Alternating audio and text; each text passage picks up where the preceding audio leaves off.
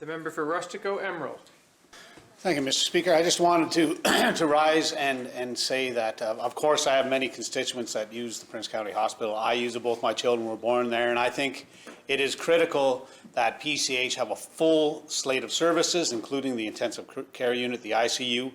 And I wanted to thank the minister for the work that he's done, because I know when people who work at the ICU and use the ICU, the PCH and the ICU, contact me, the minister always responds. He responds quickly, and he takes action. And they have given me feedback from within the PCH that the actions are working. And there's lots of frustration, and things have been hanging on a thread at times. But this minister has been a minister now for, what is it now, 10 months, Minister of Health. And so still being under a year in this mandate, I think he's got his arms around the situation. I think we're going to see some good things going forward. Now that, of course, does not let this administration off the hook in any way for the last 4 years and 10 months getting to where we are. And I look forward to seeing some progress made there. One thing I did want to comment on was this idea of political meddling. And I don't think that's what's happened. When it comes to people like Dr. Gardam or Derek Key, who is also a constituent, but I haven't actually met with him one-on-one about this particular. We've tried to meet on a couple of occasions, but we just haven't connected. So I'm talking from a position of ignorance from his personal story. I have to say that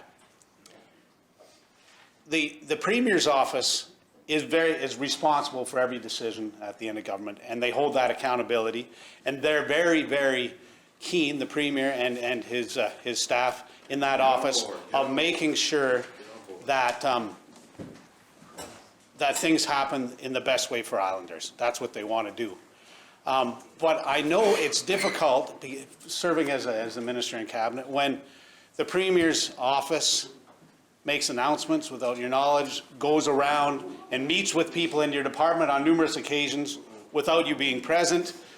For example, I was Minister of Education and Lifelong Learning and Minister of Environment, Water and Climate Change, and I was not even aware of anything about the Canadian Centre for Climate Change that was open at the time. I wasn't even invited on the list to the opening. So those sort of things. And you know what?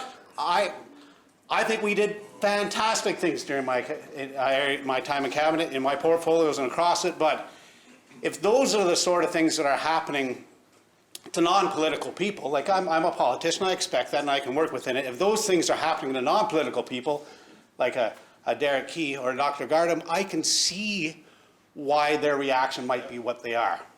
And so I don't call it political meddling.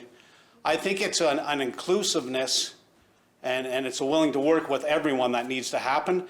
And I think, I'm looking across at the cabinet ministers today, and I think that's changed. I think that is happening, and I think, and I'm hoping maybe that was just the way it was for me when I was in cabinet. But I think we are working together, and I think that people are being included. So I did want to say that. I think the PCH is critical, and I believe that we're on the right track, and that the administration as a whole, including the Premier, the Premier's office, the Minister of Health, and everybody else is going to see it successful. And I also wanted to thank the members from Summerside and area for all the work that they've done fighting for that. I know I get messages from my constituents who've talked to those members, in particular the member from Summerside, Wilmot, about the things that are going on. So I wanted to thank you. Thank you, Mr. Speaker.